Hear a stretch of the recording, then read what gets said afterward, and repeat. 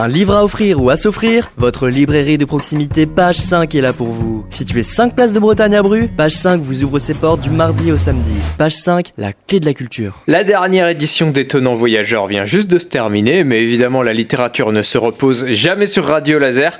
Place à Félix Boulet et son choix du jour. Bonjour Félix.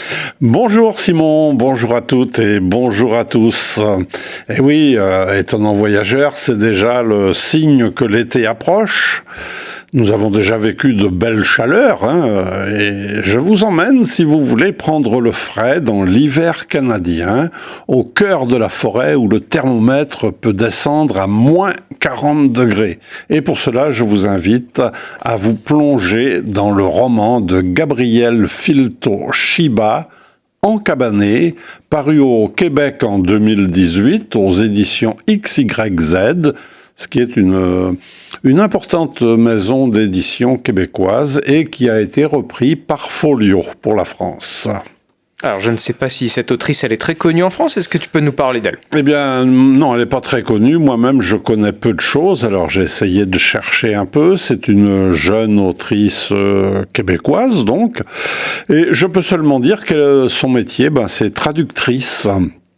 Elle est très engagée dans les mouvements de protection de la nature. Elle lutte par exemple contre la construction des pipelines qui doivent traverser le Canada. En 2013, elle achète une forêt dans la forêt de Kamouraska. Dans cette forêt, se situe une petite cabane légèrement délabrée. C'est ce qui inspire son premier roman, Encabané, dont nous parlons aujourd'hui. Elle a publié depuis Bivouac en 2021, puis Sauvagine cette année, toujours aux éditions XYZ, et Sauvagine vient d'être repris pour la France par les éditions Stock. Qu'est-ce qui se passe dans cet encabanage, si on peut le dire comme ça ?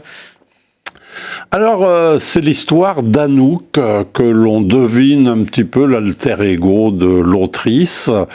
Anouk, donc fatiguée par la vie citadine, décide de quitter Montréal pour s'installer dans une cabane, seule, au milieu de la forêt de Kamouraska, précisément. La cabane a besoin de quelques réparations, de travaux d'isolation. Le thermomètre, en effet, je le disais au début, descend à moins 40 degrés. C'est donc cette vie que nous raconte l'autrice, une vie en autarcie qui l'amène à réfléchir sur elle-même, sur le sens de la vie, enfin un tas de réflexions. Mais voilà que cette solitude volontaire va être brisée par une irruption inattendue. Alors à ma connaissance, tu n'as pas encore toi-même décidé de vivre dans une cabane, mais qu'est-ce qui t'a charmé dans ce roman ? Eh bien, d'abord c'est un roman bref, il fait 110 pages, mais il est absolument passionnant. Alors il n'est pas sans rappeler le livre du philosophe Henri-David Thoreau, ce livre qui s'appelle Walden ou La vie dans les bois, qui est bien connu. C'est aussi un livre engagé, Gabriel Filto-Shiba se définissant comme écoféministe. Le style est à la fois cru, poétique et embelli par des expressions québécoises, bien entendu. Certaines expressions sont d'ailleurs expliquées dans un glossaire en fin de volume. C'est un roman poétique, je disais, et Gabriel Filto-Shiba évoque pour mon plus grand plaisir des grands poètes de la chanson québécoise, en particulier Félix Leclerc et Gilles Vigneault. Encabané, c'est donc un roman à lire absolument.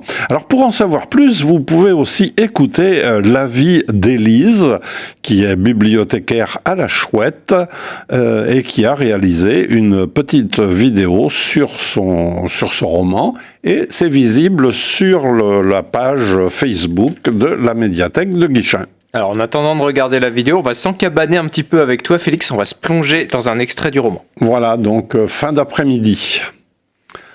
Lasser les mocassins, rallumer le poêle presque éteint, préparer le café, pisser à l'orée du bois pour éloigner les ours noirs, pelleter le sentier entre la porte et le bois cordé.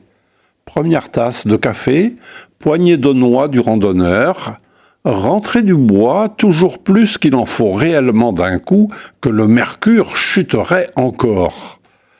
Dur à croire qu'il pourrait faire plus froid, mais qui ne se prépare pas au pire se fera surprendre.